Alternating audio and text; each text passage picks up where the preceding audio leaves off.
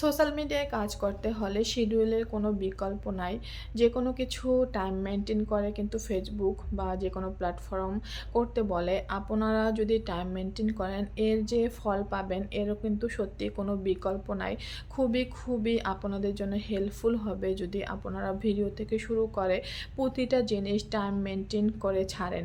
আর time maintain কিন্তু এমনিতে করা একটু কঠিন হয়ে যায়। দেখা যায় সবসময় হাতের কাছে ফোনটা নেওয়া বা সব সিচুয়েশনে টাইমটা ধরে তারপরে ভিডিও ছাড়া, পোস্ট ছাড়া এটা কিন্তু একটু কঠিন ব্যাপারই হয়ে যায়। তো এই ক্ষেত্রে আমি বলব আপনারা যদি সঠিকভাবে শিডিউল করে রাখতে পারেন তাহলে কিন্তু আপনার পোস্ট, ভিডিও, রিলস বা যেকোনো লেখা যাই ছাড়েন না কেন সবকিছুই কিন্তু আপনারা চাইলে টাইম মেইনটেইন করে ছাড়তে পারবেন।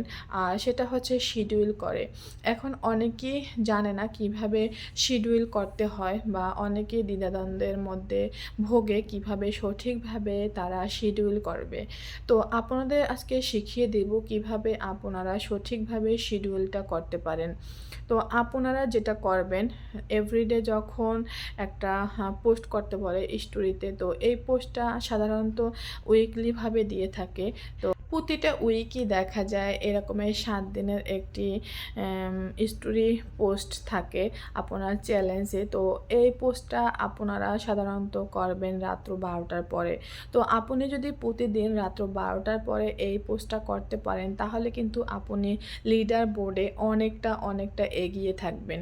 তো এইটা যেহেতু আমাদের হাতে আছে আর প্রতিদিন রাত ১২টার পরেই একটা দিন কাউন্ট হয়।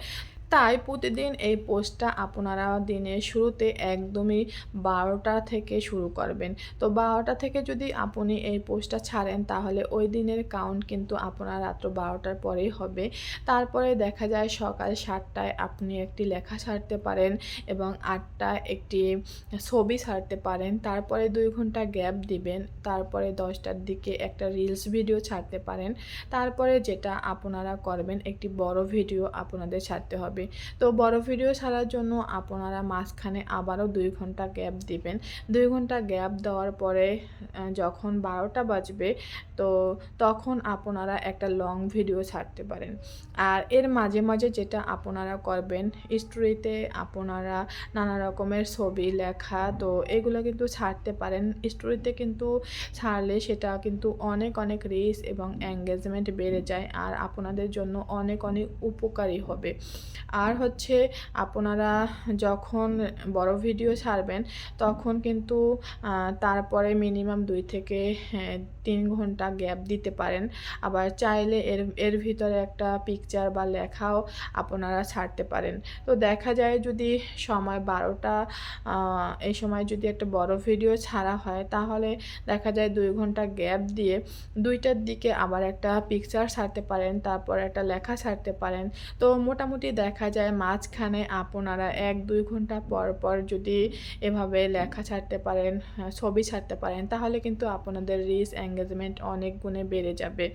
ভিডিওটি কেমন লেগেছে কমেন্ট করে কিন্তু অবশ্যই জানাবেন।